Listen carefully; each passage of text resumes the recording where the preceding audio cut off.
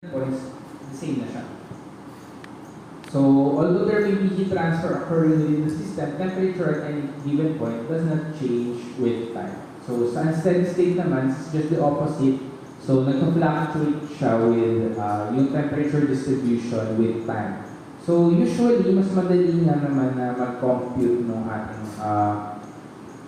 heat transfers when we consider it or we assume steady state heat transfer, or kung tatry natin na gawing steady state heat transfer yung nag-occur dun sa system natin.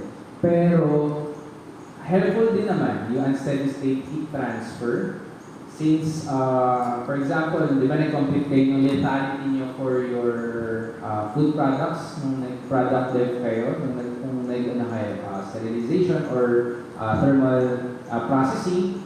So, when we are designing thermal processes, kino-compute natin yung lethality, kailangan consider yung increase in or changes in temperature through time.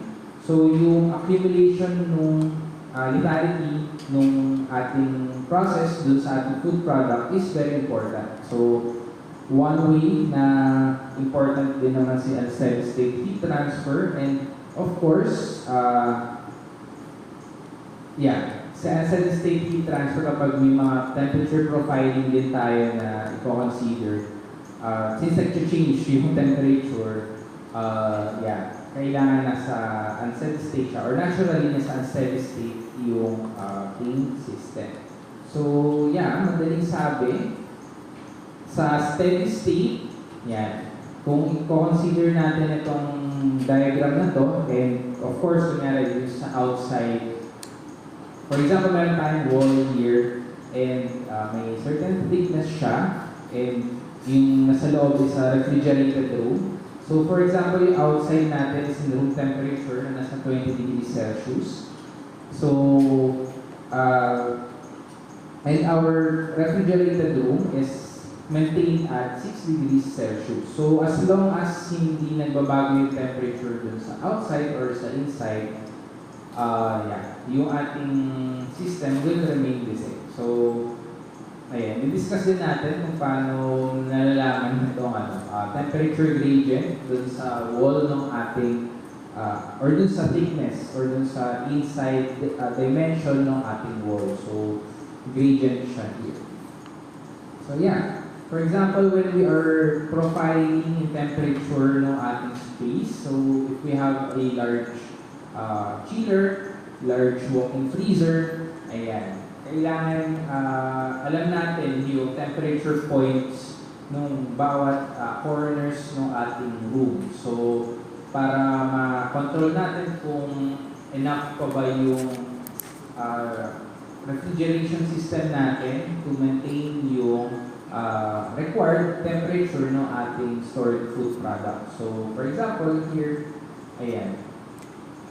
using temperature logger, so may mga temperature logger, so you can profile yung temperature points ng bawat dimension, bawat singit, bawat corners ng ating room. So as food tech, mararanasan nyo kapag nag-handle na kayo ng storage.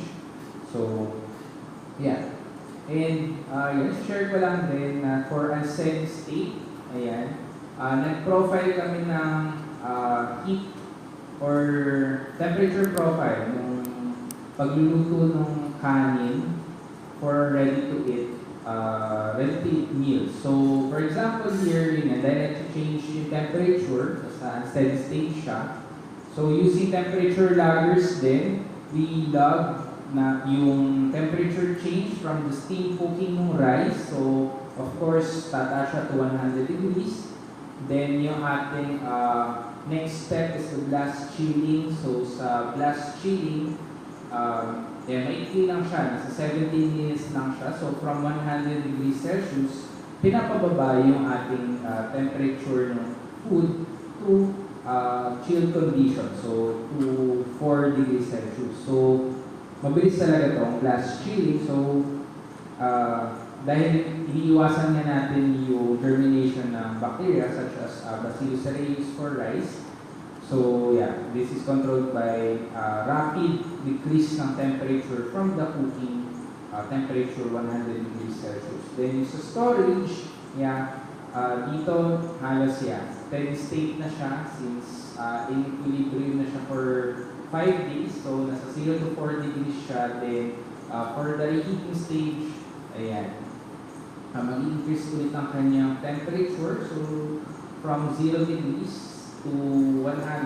And dito sa profiling, nakita natin kung nami-meet ba nung processes natin yung time temperature requirements for our food safety.